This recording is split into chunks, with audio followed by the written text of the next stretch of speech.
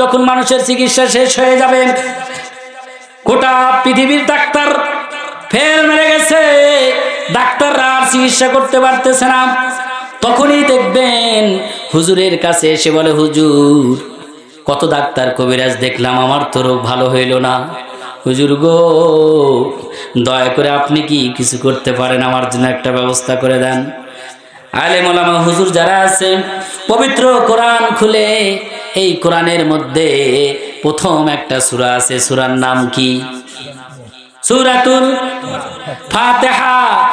এই সূরার আরেকটা নাম সূরাতুশ শিফা। শিফা মানে মুক্তি দেওয়ার সূরা, রোগ থেকে মুক্তি পাওয়ার সূরা।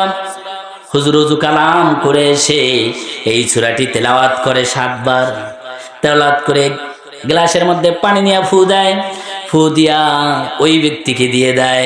আল্লাহ রাব্বুল আলামিন গোটা পৃথিবীতে এমন অনেক নজির আছে, মুসলমান এইরকম ফু দেওয়ার পর এই পানি খায়া মানুষের হাজার হাজার রোগ দূর হয়ে গেছে। আমি কি মিথ্যা বললাম? বানায় বললাম? ওই যে দেখেন পাঙ্গাসি, কিছুদিন আগে 5 বছরের একটা বাচ্চা শুধু ফু দেয়, ফু দিলেই কাম, ফু দিলেই রোগ ভালো হয়ে যায়। হাজার হাজার মানুষ, পুলিশ দেখলো যে এত কাম খাম, আর ডাক্তাররা দেখলো যে এত আমাদের ব্যবসা শেষ। ডাক্তাররা যখন দেখলো যে রোগী তো আমাদের কাছে আসে না, ওখানে লাইন ধরে, বিশাল বড় বড় লাইন। পাঙ্গাসি বেশি দূরে না তো। এইটা দেখা ডাক্তাররা একজোট হয়ে, ডাক্তারের সমিতি আছে, তারা থানায় দিল কমপ্লেন, বন্ধ করেন, লক্ষ লক্ষ টাকা খরচ করে ক্লিনিক দিছি, এটা কি ধ্বংস হয়ে যাওয়ার জন্য? বন্ধ করেন কেরামতি। এখন আর ঝাড়ফুঁক দিতে দেয় না, মানে ওটা বন্ধ করে দিয়েছে। লাইসেন্স করা লাগবে, বলে লাইসেন্স করতে কত টাকা লাগবে, বলে 10 লাখ। আর দিন এনে দিন খাই, 10 লাখ কোনে পাবে? আবার টাকা নেয় না, খালি ফু দেয়। 5 বছরের বাচ্চা, এটা তো আমাদের দেখা কথা, এই কয়েকদিন আগের কথা। আমার ভাইরা, তাহলে কোরআনের দাম আছে না নাই? ভাইরা আমার, আর একটা আয়াত আছে, যদি কেউ আমল করেন যে কোনো রোগ থেকে আপনি মুক্তি পাবেন। আল্লাহ বলেছেন, কুল হুয়া লিল্লাযী আমানু, কুল হুয়া লিল্লাযী আমানু হুদাও ওয়া শিফা। আল্লাহু আকবার বলেন। এক পরে কেউ যদি নিজের চিকিৎসা নিজে করে, আল্লাহর কসম, আল্লাহ তার রোগ ভালো করে দিবেন। চিল্লায়া বলেন সুবহানাল্লাহ। কিন্তু বিশ্বাস থাকতে হবে, আপনার ইয়াকিন থাকতে হবে দিলে, যে কোরআন আমার জন্য যথেষ্ট, কাফা বিল্লাহ, আল্লাহই আমার জন্য যথেষ্ট। কথা বলেন ঠিক কিনা? হুজুর পানি পড়া দিলে পানি পড়াও রাখে, আবার যায় ডাক্তারের কাছে। কি বানি হয় হুজুরের কথা, কি বানি হয়? এদিকে হুজুর দুইটাই চালাইতেছি, তাহলে কোনটা ছাড়লো বুঝবেন কেমনে? আবার এক ডাক্তারের কাছে তো যাবোই না, নানান ডাক্তার। হুজুর কবিরাজ ধরবে একজন না, 5 জায়গা থেকে একসাথে নিয়ে আসে। মানে একিন নাই, বিশ্বাস নাই, একিনের সাথে কাজ করতে হবে।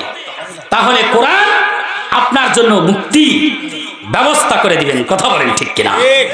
যেহেতু কোরআনে আল্লাহ বলেছেন, ওয়ানুনাজ্জিলু মিনাল কোরআন, আমি কোরআন নাজিল করেছি, মা হুয়া শিফাউ রাহমাতুল লিল মুমিনিন, মুমিনদের রোগ থেকে মুক্তি দেওয়ার জন্য। আর আসতে বলেন সুবহানাল্লাহ। আমার ভাইরা, এরপরে আসেন কোরআন কেন নাজিল করলেন আল্লাহ?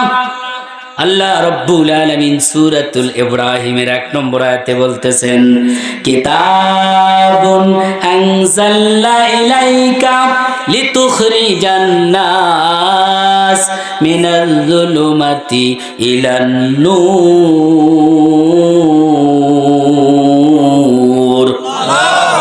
আল্লাহ রাব্বুল আলামিন বলতেছেন, আমি কোরআন নাজিল করেছি, কিতাবুন আনজালনা ইলাইকা, হে রাসূল আমি কিতাব নাজিল করেছি আপনার প্রতি, লিতুখরিজান নাস মিনাল যুলুমাতি ইলান নূর, যাতে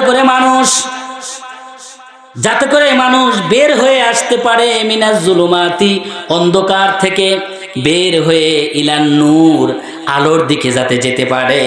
এই জন্যে আল্লাহ রাব্বুল আলামিন এই কোরআন নাজিল করেছেন। সুবহানাল্লাহ বলেন।